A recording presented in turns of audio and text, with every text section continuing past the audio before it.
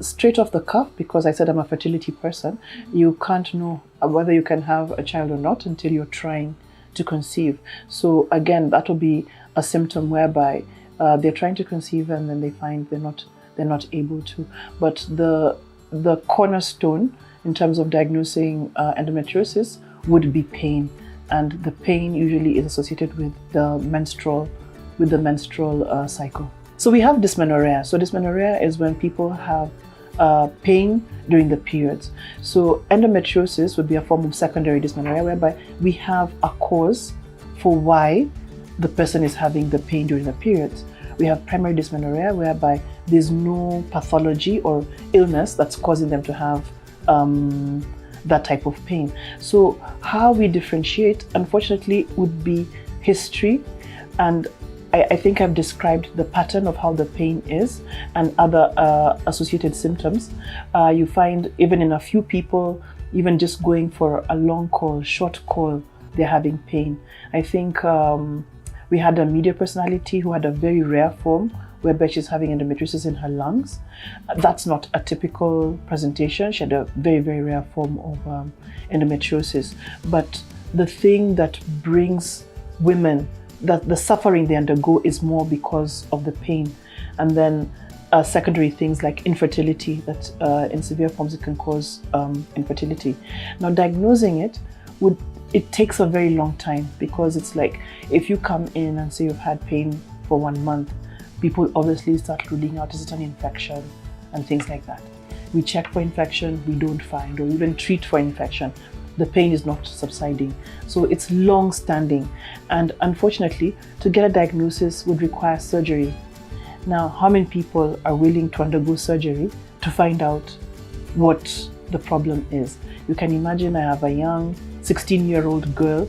She's having very severe menstrual pain. And then I tell them that, look, we need to go in for surgery to be able to get a diagnosis. So I'm not even going to treat you. I'm just going to find out what the problem is. So if that's a very, very big challenge, that you have to undergo surgery to be able to get a proper diagnosis of endometriosis.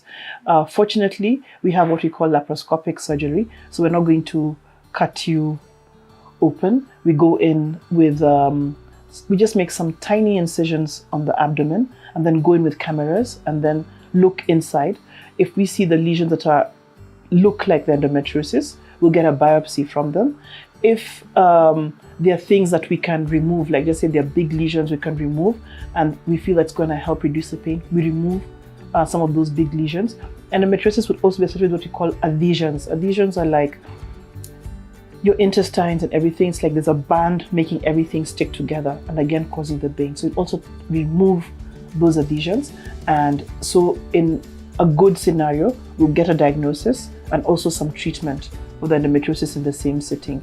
But getting somebody to understand that for us, the gold standard presently would be to do surgery to get the diagnosis.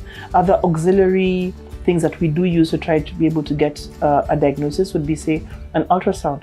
But it's only, say, somebody has what is called an endometrioma. So that's a cyst, and they're usually on both ovaries, and they have typical findings on ultrasound. But by the time you see an endometrioma, it means somebody has a very advanced stage of endometriosis. Another modality that we could use would be the MRI, that's the magnetic resonance imaging, that can also be useful in diagnosing endometriosis. However, we don't have, say, in the country at the moment, a center of excellence for endometriosis.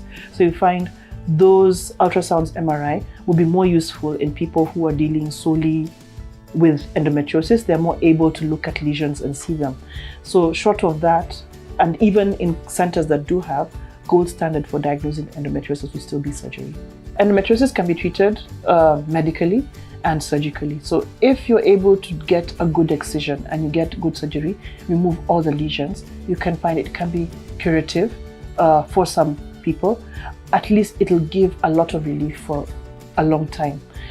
It also depends on how young the person is and when, because remember, in as much as we may not know the exact cause of endometriosis, we know it only occurs during the menstrual period, like during the reproductive age of a woman. So during that reproductive age, that's with menstruation. So if you're, say, 30 and you've had this surgery, you still have another 15, 25 years of menstruation. So it's chronic. We know it's related with your periods and they're still there. So it's something that can come back. So despite getting good surgery and stuff like that, in future it's something that can recur. In terms of treatment, we start from something as simple as, do you give a simple painkiller? So things like diclofenac, those are the what we call the non-steroidal anti-inflammatory agents. They are newer classes that don't cause so much irritation to because the problem with things like diclofenac is they cause gastric or irritation, like you get kind of like ulcer-like symptoms when you use it for a long time. If we want to move a step higher, we can use hormones. And hormones, again, you can make it something as simple as a combined oral contraceptive pill. In some women can give them a lot of improvement in terms of their symptoms. There are different forms of progesterone that we use.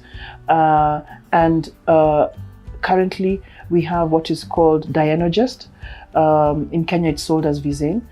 That's one of the new kids on the block. So it's a pill you take once a day, but even other forms of progesterone would be good. If someone is not willing to take a pill, we have what is called the levonorgestrel intrauterine contraceptive device. This is to also release progesterone. So it's a coil that we normally use as a contraceptive, but because it reduces progesterone, it can be an option for treatment. Now, if you can imagine that you are bleeding from your umbilicus and you're going to work, how do you dress? You have to buy special clothing, even for your own self-esteem for these girls, that you can't be intimate with your husband.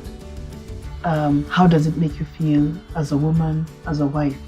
You can't have children, or you're having difficulty having children. What is that doing to you? So it has a lot of impact. You can't go to work for several days in a month. Some people I'll not be surprised have been passed up for promotion, maybe even have been fired because they're not able to be consistent in terms of their performance at work. It's almost predictable when they can't go to work. So unless they're super achievers, you'll find those will be the first people, if say there's a retrenchment, they'll be the first people in line to go home. So it has a lot of psychological, financial, social impact in that you can't be able to work effectively. For me, I feel we're in the age of, we're in a modern age. So in terms of surgery, there's no room for doing open surgery for such patients. So if the government could consider having laparoscopic towers, if not in every county hospital, but at least in regions, so that women have access to be able to get diagnosis. Even in terms of imaging, so we've talked about ultrasound. I think the government is doing very well in terms of ultrasound, but MRIs, can they also be, at least if not in every county hospital, in the region, so that women have access to care? For medication, just to ensure that the various drugs that are used for treating the disease are also readily available and probably subsidized because they're quite expensive. You can imagine spending, it sounds not much, like Visane, I think that's the Gynaecologist, a month would be about 3,000. Maybe for you and me, we'd be able to afford it. But what about that woman selling fish in Homa Bay? What about the poor girl herding cows in Marsabit?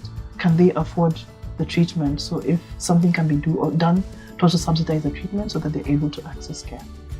Okay, so as a parting shot, it would be for all girls who are having pain, especially during their periods, and if they're having symptoms like they're having not being able to be intimate with their husbands, not being able to go for long calls without feeling excruciating pain, to just go and have a look with your gynecologist so that they're able to get at least an idea of what your problem is and how to help you.